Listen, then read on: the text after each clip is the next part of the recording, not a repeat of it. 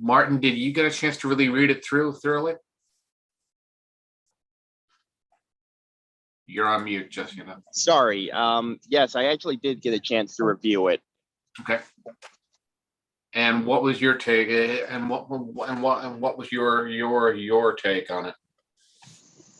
Honestly, I think really from what I got from that write-up is that I think they are very much concerned about cost and basically the long-term means to support this thing. Right.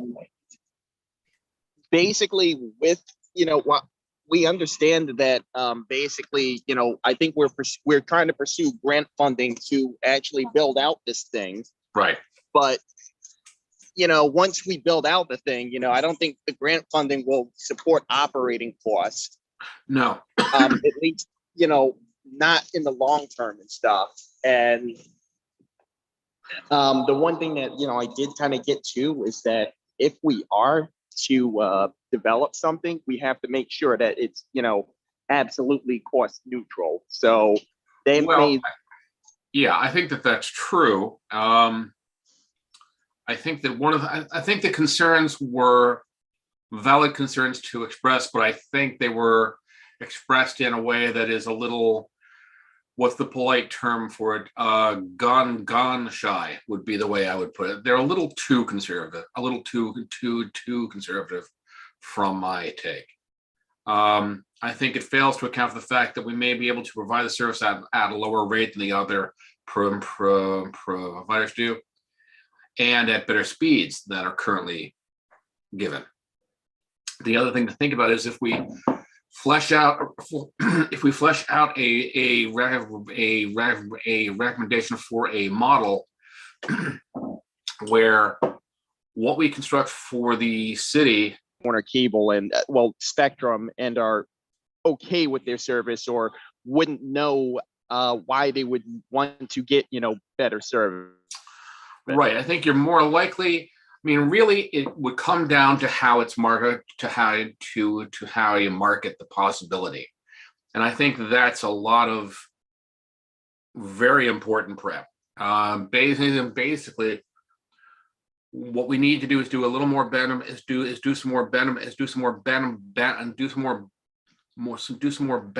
on how the different communities generated willingness to buy in by the people that live within their towns and cities.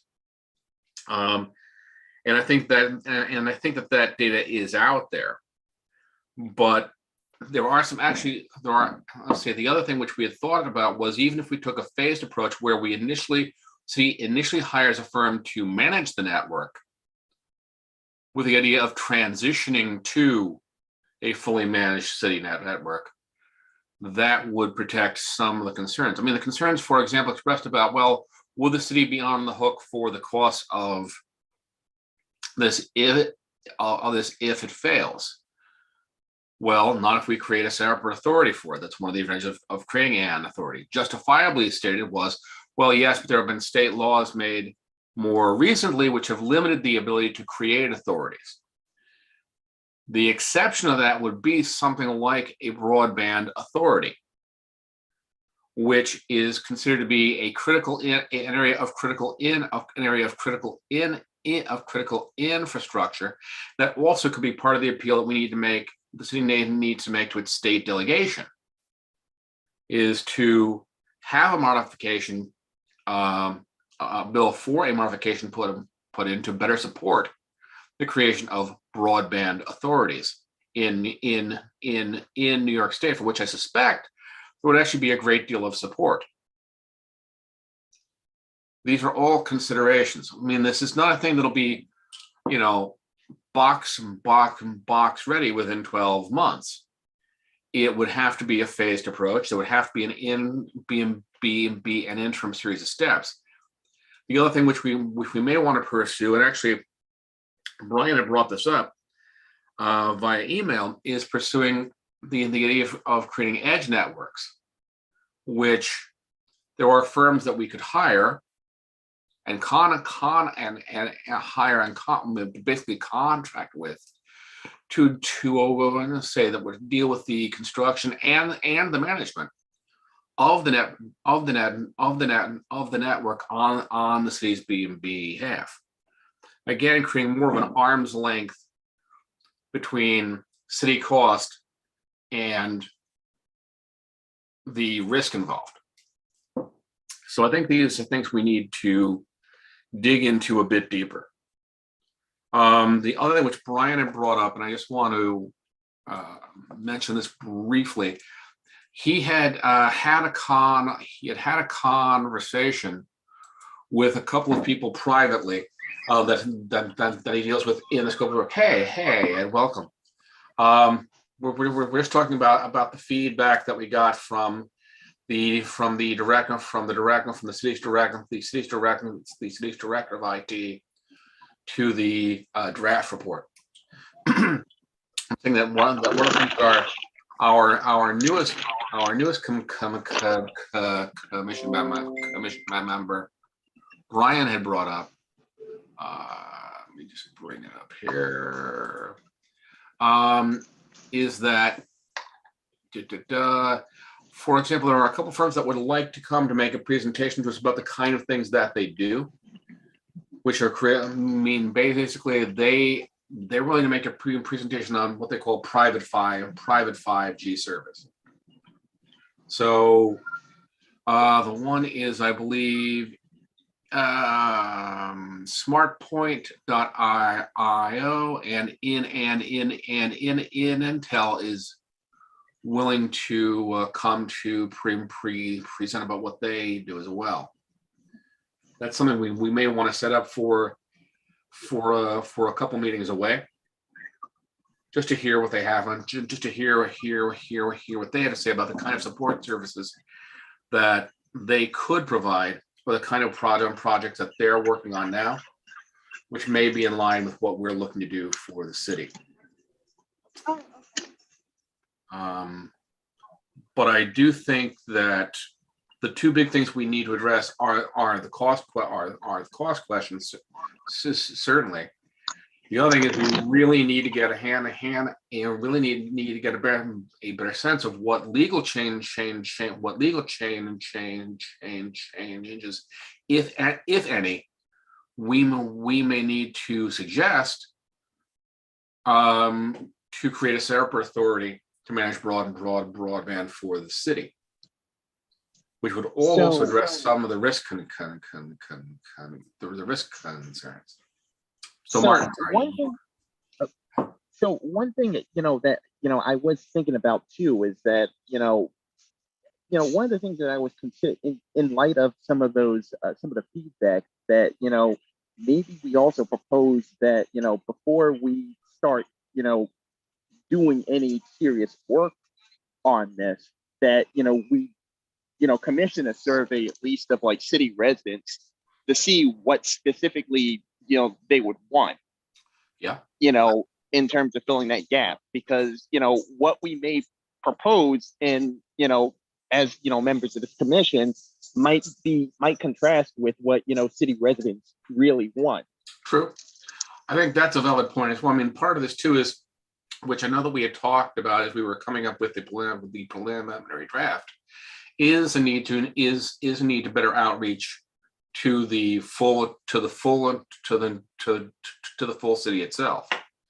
I think a survey would be of use.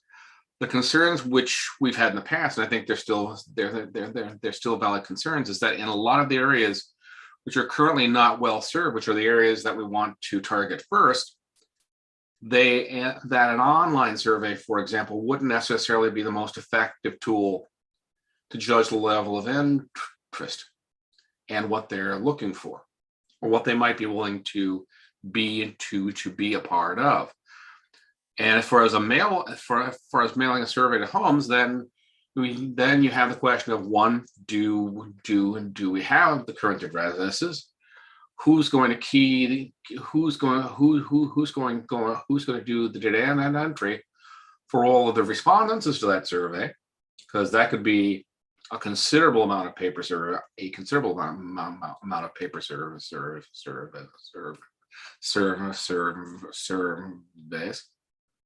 And even if you do an email survey, you still have to compile the results of that.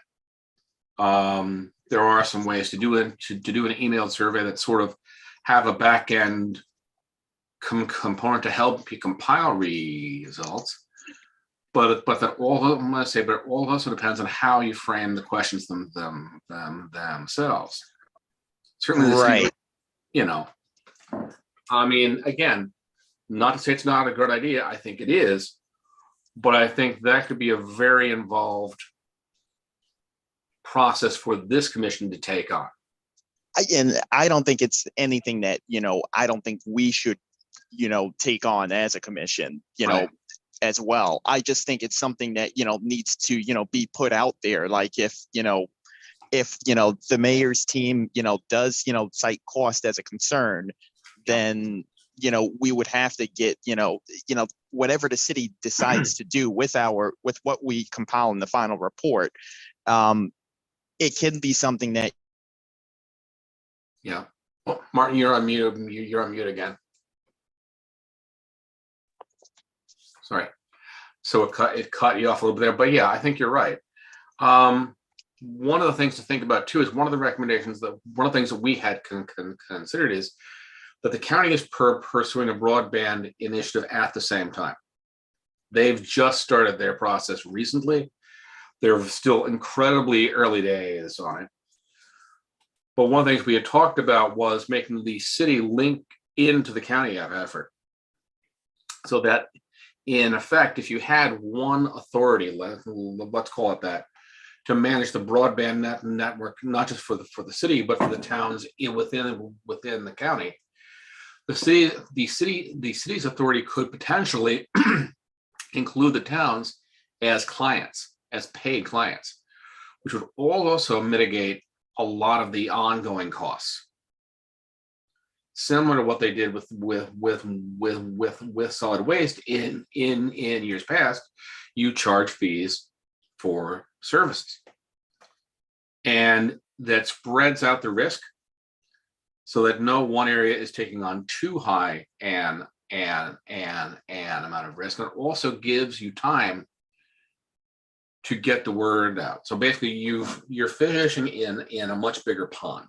It's not just the 90 some thousand people that live in the city of Albany, and do those people want to buy into this? Now you're talking the entire county's popping, the entire county's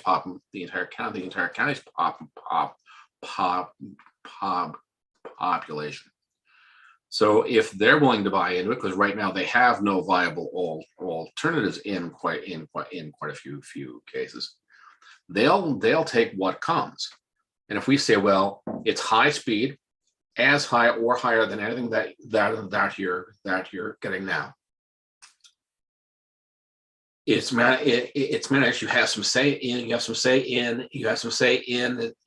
its control, because an authority has a board, and it's a contract that you pay X amount for, which you can then turn around and make available to the residents of your town, city, at X rate, whatever you want to charge for that. It's a consideration. The fact is, one, we'd have to see, I think we need to get a better sense, a clearer sense of what the upfront costs are, which makes sense to have the presentations come from different firms that Brian had suggested, that are willing to talk to us. And also considering the city is making the investment in smart technology, and the streetlights project is just the first step of that. Really, it has the ability to provide additional benefits if we utilize a technology that allows them to perform both sets of functions and potentially more. And I think that's something for them to think about as well. One of the concerns that occurred to me is that I think the current director of IT may be concerned that the expectation is that his shop would be burdened with doing all of this. And I don't think that would necessarily be the case. And that's why we say, well, this is why we wouldn't want to burden you with that. You might have, you would have a role, certainly. Yeah, we're definitely not set up for that. No. Yeah, no, you don't have the staff, you don't have the ability. I mean, the Yeah, fact I was is, actually kind of surprised at that, because I think in the finance section I did talk about, like, the need to, like, hire someone, specifically, charged with wanting that particular department, or authority, whatever is set up. right.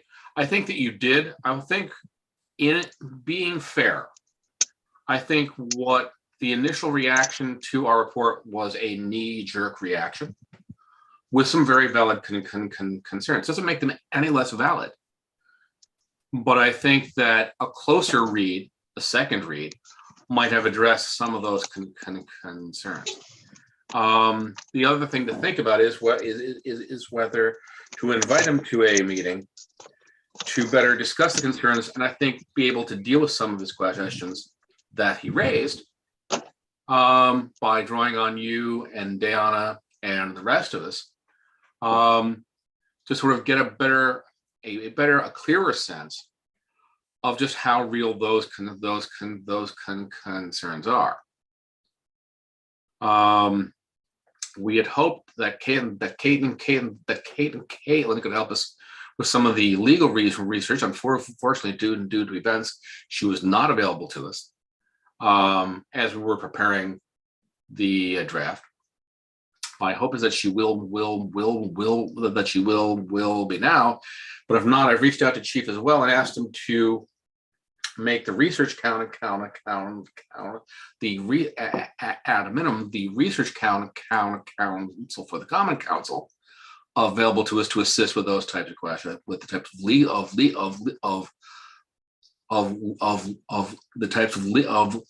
legal questions around creating an authority. What would be the way to approach risk? What type of contracts would really be needed? Again, I think these are things that are achievable. But I think we want to have that research in hand to include with the final draft. Martin, does that seem to make a little more sense to you? I mean, I think that's reasonable. I mean, I thought that your piece was incredibly well written, and at least at 3 points addressed the concerns that he raised. You're on mute, just so you know. Oh, sorry. Was that directed to me or? Yes, the last part was. What I said is I think that your part was incredibly well written and addressed, by my count, at least 3 of the concerns that he raised as far as cost. Yeah, no, I definitely do get that. I don't know what that noise is, but Okay. yeah, but I think, and also, like, one thing I guess they did, I guess at least the mayor's office seemed kind of irked at was, that we didn't put like a bottom line number of how much this would cost. But yeah, I think for the preliminary draft, to expect that was not a reasonable expectation. Yeah, I agree too, because again, like, we were just putting out various options and stuff. What we ultimately recommend, I mean, right, the various ways we could do this and stuff, vary in the cost of this project. So I think that's true. And I think that, as I say, it might make sense to invite the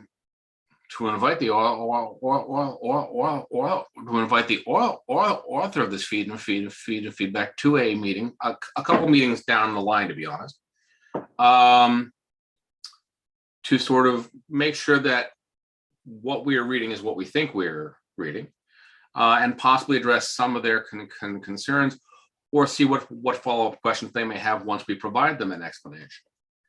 But I think that would be valuable.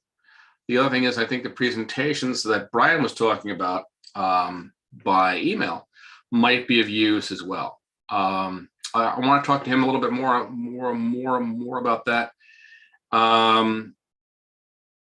Jess, I know that the concern that I had expressed to Brian is that we're willing to listen to anyone, but they need to understand we don't have the authority to make any type of legally binding of legal decision of, oh yes, let's have the city. We don't have the ability to insist that the city go into an agreement with anyone. Really, this is just fact gathering. I think that's permissible, but I want to be sure of that. Do you have any thoughts on that, Jess? Sorry, what was the question there? I said that the types of presentations that Brian had been talking about by email, which is to have firms like in Intel or Smart or Intel or Smart Point in to talk about the kind of services that they perform, the kind of projects that they're working on, because they would be the type of firms that could be potentially hired to manage this type of network. Would be good from a fact gather, from a point of view of trying to gather facts, but we need to be clear that this was in no means like a sales presentation. That's not what we're looking for. And we have no authority to say, oh yes, the city should contract with so-and-so. I don't see that as our role. That's a separate RFP process the city would have to do on its own. But I think we could have the firms in just to talk to us. Yeah, I don't see why not. Yeah, I would think that as well. And the other thing, as I say, is I think we may want to invite the director of IT in to discuss the feedback that he provided. I'm going to suggest a couple meetings down the road. So I think we want to talk about this a little more when more people can actually be here. Because I know that they couldn't be here, Jeff couldn't be here tonight, and Brian is on the road with his wife and children this week. But I think we need to really have our ducks in a row for a meeting of that type. Does anyone have any thoughts on that? Ed, Martin, Luke? I'm fine with that. Right. Good. Luke? You definitely want your ducks in a row before you talk to Mark, yes. Yeah, that's what I thought. I mean, he makes some good points, but I really think that some of it may be, I'm sure he's incredibly busy, and being told, hey, read this 30-page report in detail and grasp it all before you respond is a little much to ask anyone. Yeah, and he's familiar with the process, and he's been in the other stages, and so yeah, he's pretty well informed about the whole situation. And I think he'd have some valuable insights to provide beyond this written response too. So I think that might be of use. Ed, what do you think? You're on me. Oh, there you go. Yep. Well, Craig, yeah, I agree with you. I think that I read the feedback, and like you said, that there's some points that I think that are addressed on a report. So it might be good to kind of get the words out. I was going to say in person, but over Zoom or any way we choose, and have a conversation back and forth to kind of dig deeper into the concerns, and then see if to Luke's point, I think it would be good to get a few more meetings under our belt, like you mentioned, Craig. Yeah. To make sure we have all our talking points together, and that we kind of know the direction that we want to go in before we bring them in. But I definitely think that's kind of our not our next step, but our kind of 30 yards down the field. Yeah, it's like a mid-range goal. The other thing that occurred to me is, as we've all said, we feel that there are parts of the report that address some of the points that he raised. What I might suggest is, and then it might help him and help anyone else, and help us explain to anyone else, is if we could pull into some kind of a spreadsheet his key points, let's say in one column, and then in the column next to that, the sections of the report or the blurbs from within the report that we feel address those points. That might make it clearer. And that's something we could work on as a group, probably offline, I would think, to put that together. You know, Martin, for the finance stuff, that I think that would be you. For the rest would be Jeff and Day and I with our respective portions, working with Ed and Josh and like that. But I think that might be a useful presentation. That way, instead of 30 pages, we're dealing with the specific targeted concerns that Mark raised. Because if he raised them, you can be sure that somebody else will raise them too. And it might give us a way, if we're dealing with different groups or making presentations to the public at some point, sort of like an FAQs. Here's the question, here's the answer that we have up to this point, and so that then we can get a sense of what follow-up questions he or anyone else might have that we need to address.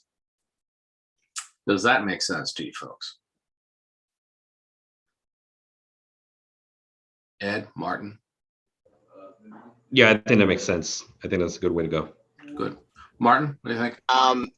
So I kind of have mixed views on that kind of thing. Ultimately, because I think I think that's, the purview of, I guess, like our final report to kind of address all of those things and stuff. Right. I'm just thinking that it might make a more productive conversation, because if we feel they've already been addressed and he didn't feel that they were addressed, simply repeating them in the final report isn't going to get us any further. Well, not necessarily I'm saying that we have to, basically restate our arguments and stuff. Maybe it's just that we probably have to write them in a different manner and stuff, or just, highlight in the final report that, this was brought up, Possibly. in, the response, and Right. we note directly in it. Right. The only thing I'd say is, and I think you make a good point, certainly we would be restating possibly in some form, but I think I would also view doing this for Mark and for us would be part of that, well, let's call it an editorial an editorial process. At the same time, the other thing is, any plan that we put forth, any plan that we propose, we're going to need allies. And this is going to be part of that alliance building process.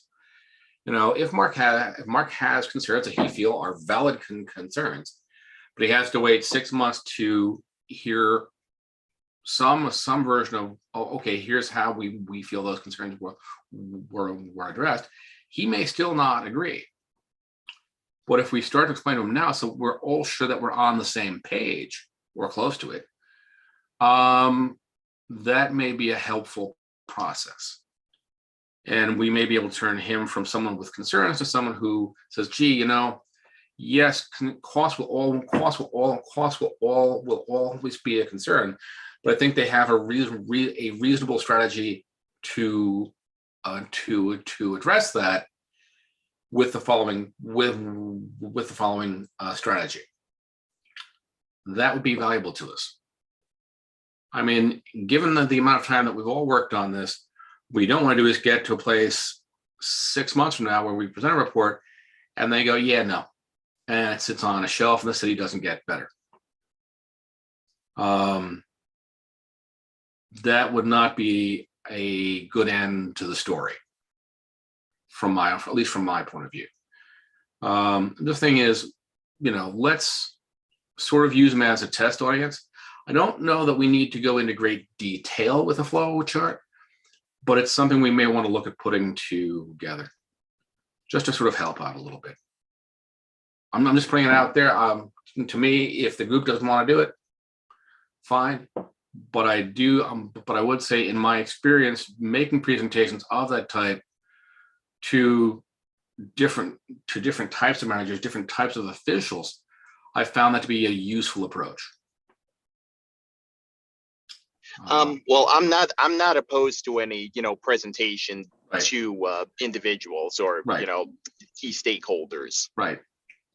No, I think that's critical, but I think as far as creating some kind of a chart that sort of maps it out and says, okay, maybe you missed this, but here's where we said it, might be useful. At least big picture. I think he raised some very specific concerns, which, as I say, to me, looking at what you wrote, looking at what I wrote, looking at what Day wrote, what Jeff wrote, I think those concerns were, if not completely addressed, certainly given due diligence.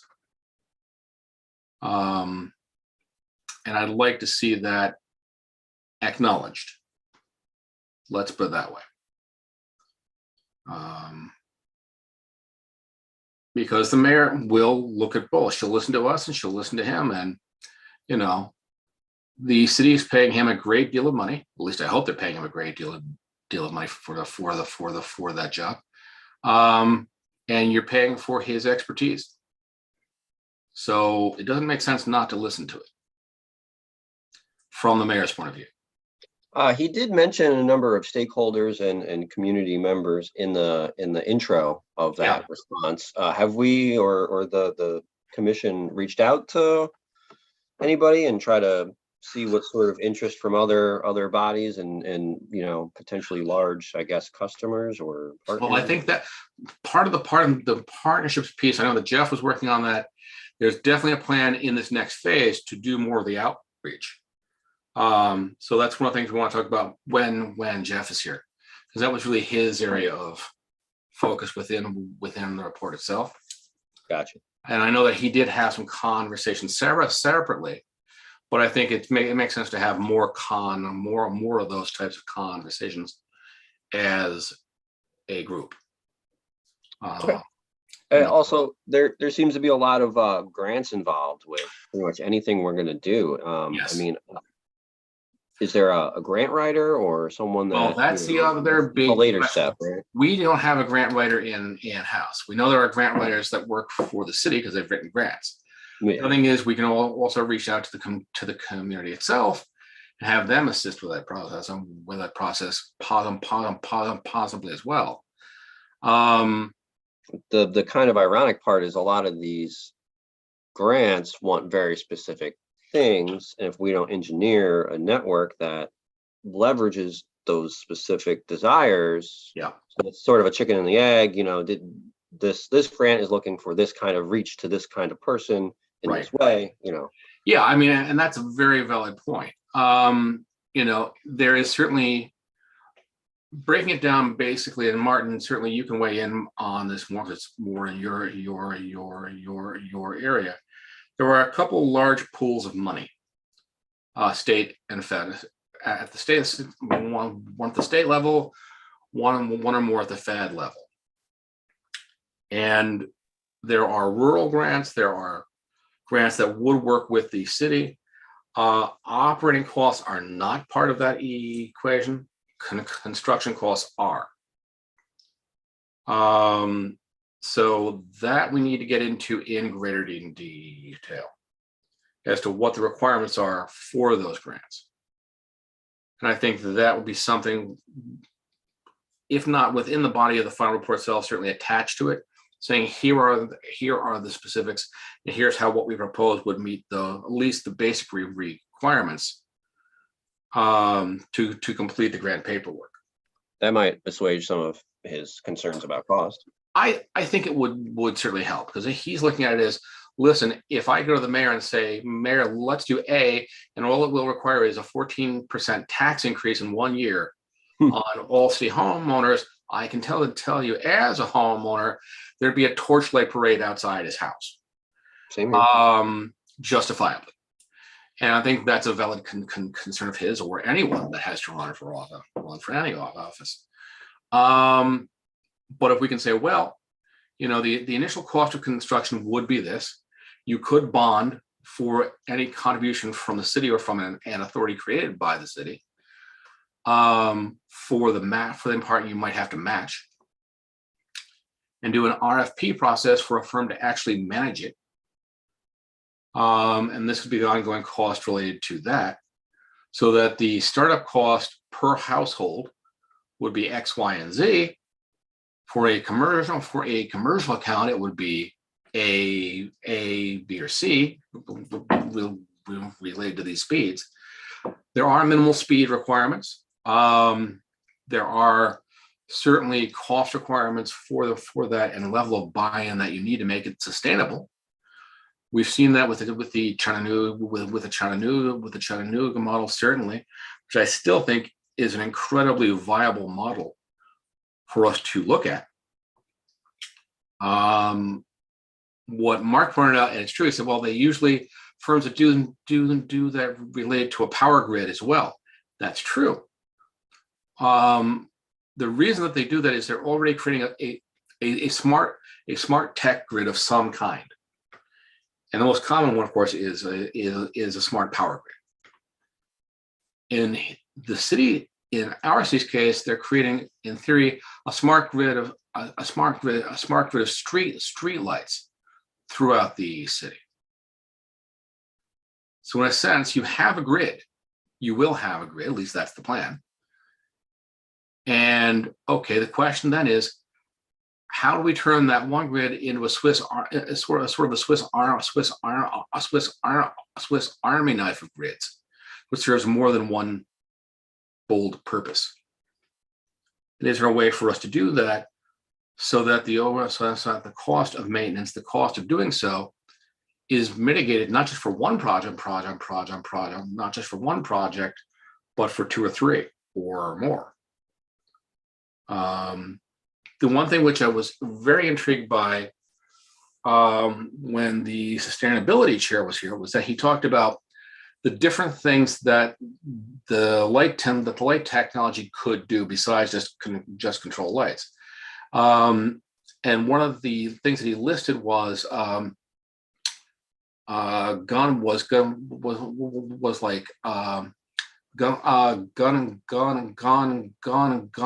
location, which the police have talked about whether they should invest in things like shot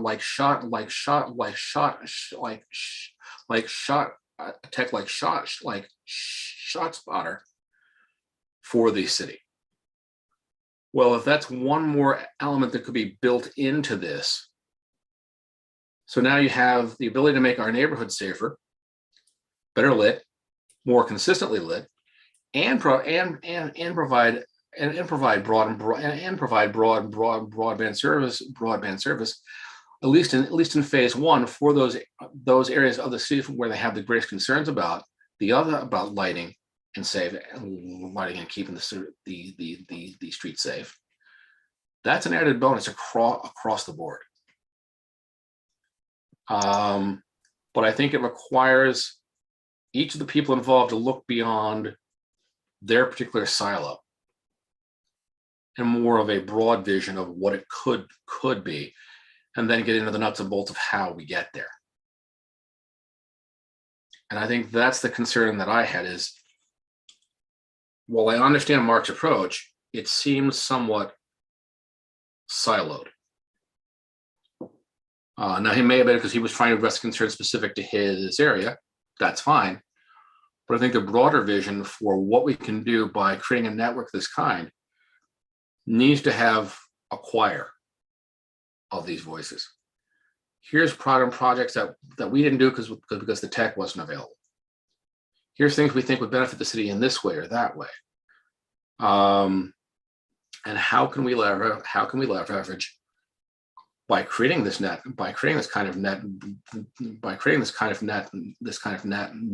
of network in the city? How can we bring those projects one step closer to realization? Because as I say, we're not talking something that's going to go fully in place next year. This is going to be a thing across years. But if we realize that going in, and make steady progress towards those goals, well, that's a win. That's a win for all that's a win for all parties. So just my own 2 cents on that one. Martin, you have any thoughts on that? Ed?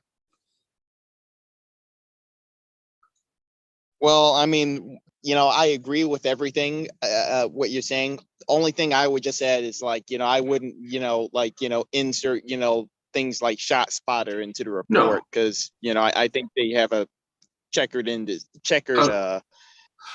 history. agree. I mean, I wouldn't name the Yeah. specific thing. I'd say that these are, I was talking more in terms of what the director of sustainability said were the kinds of things that even what they're looking at now would have the ability to do in some form. They could tell you if the street wasn't cleared of snow. They could tell you if there was trash on the street, on the street curb. Shot spotter has a lot of connotations around it, good and bad. I have to admit, when I heard the initial presentation from the chief of police, I wasn't thrilled because of the problems I know have occurred with that technology, with that particular version of the technology in the past. But I do think that we need to think in terms of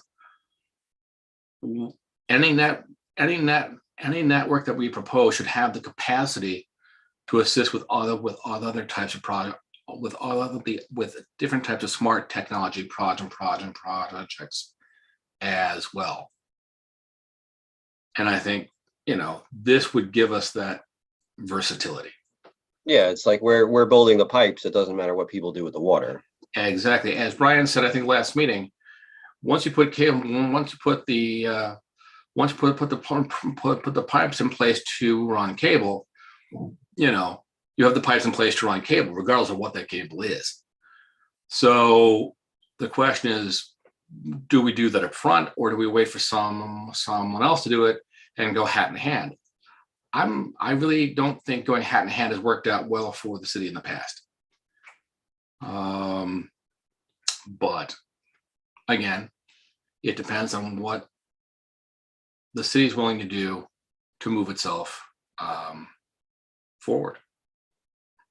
And knowing that you've had some that you've worked with these kind of firms before, what are your thoughts on this one?